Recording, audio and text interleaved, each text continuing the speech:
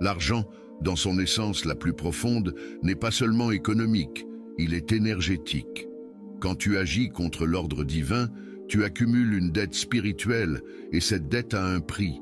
Tu n'es pas puni à proprement parler, tu es corrigé. Ta prospérité est mise en pause pour que ton esprit puisse réfléchir. Le flux que tu appréciais autrefois est redirigé, non pour te ruiner, mais pour t'humilier.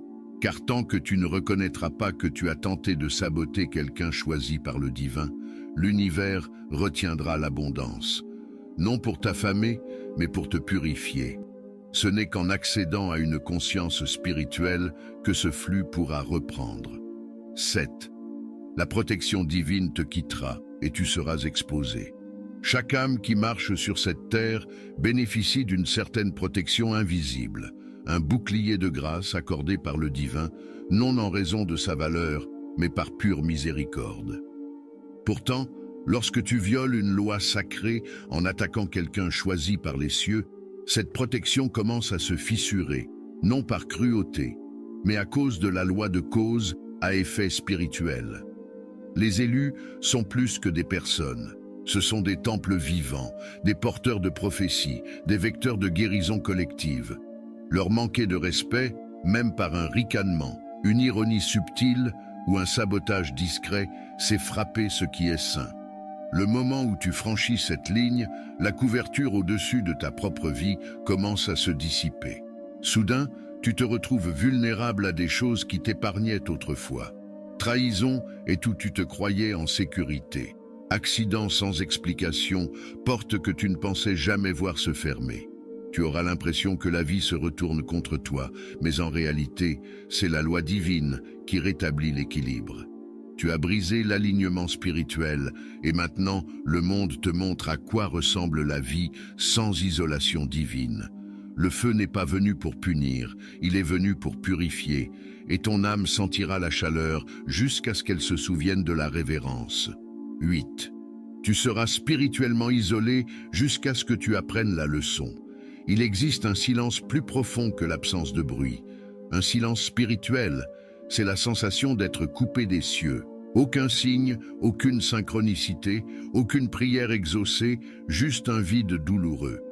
C'est ce qui suit souvent lorsqu'on attaque un élu, en particulier un élu qui ne vous a montré que de l'amour, de la lumière ou de la grâce. Vous ne vous sentirez pas seulement seul physiquement, vous vous sentirez orphelin spirituellement. C'est comme si le divin se retirait, non pas pour vous abandonner à jamais, mais pour vous placer dans la salle de classe sacrée de la solitude. Dans ce silence, vous êtes censé réfléchir. Vous êtes censé vous asseoir avec le poids de vos actions et confronter les motivations qui vous ont conduit à blesser une âme sous alliance divine. L'isolement n'est pas une malédiction. C'est une invitation, un temps mort sacré conçu pour briser votre orgueil, dépouiller vos illusions et éveiller votre conscience. Et ce n'est que par l'humilité, un repentir sincère et le désir de revenir à l'alignement que vous pourrez à nouveau entendre la voix de l'esprit. Jusqu'à ce moment, les cieux resteront silencieux, non pas par colère, mais par sagesse. Vous serez forcé de les regarder s'élever. Il n'y a pas de revanche comparable à la justification divine. Et si vous avez un jour attaqué, douté, moqué ou trahi un élu, viendra un moment où vos yeux ne pourront détourner le regard alors qu'il s'élève. Tandis que votre propre vie peut sombrer dans le chaos et la confusion, la sienne s'élèvera d'une manière qui semble miraculeuse. La même personne que vous avez rejetée, humiliée ou secrètement enviée deviendra un phare. Reconnu, célébré, élevé par la vie elle-même. Cela semblera irréel, cela fera mal, car leur élévation ne sera pas seulement un succès, ce sera une révélation. Vous réaliserez que votre attaque n'a pas arrêté leur destinée, elle l'a activée. La blessure même que vous leur avez infligée est devenue leurs ailes. Et les voir s'élever, tandis que vous stagnez spirituellement, transpercera votre ego comme une épée. Mais voici le secret. Cette douleur, cette souffrance de la réalisation, n'est pas là pour vous détruire. Elle est là pour vous réveiller.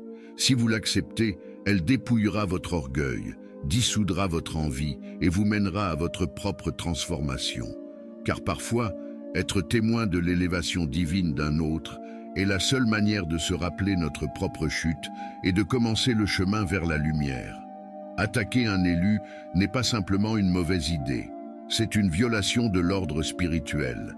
Que ce soit par l'envie, la manipulation ou la moquerie, même involontaire, les conséquences sont réelles et immédiates.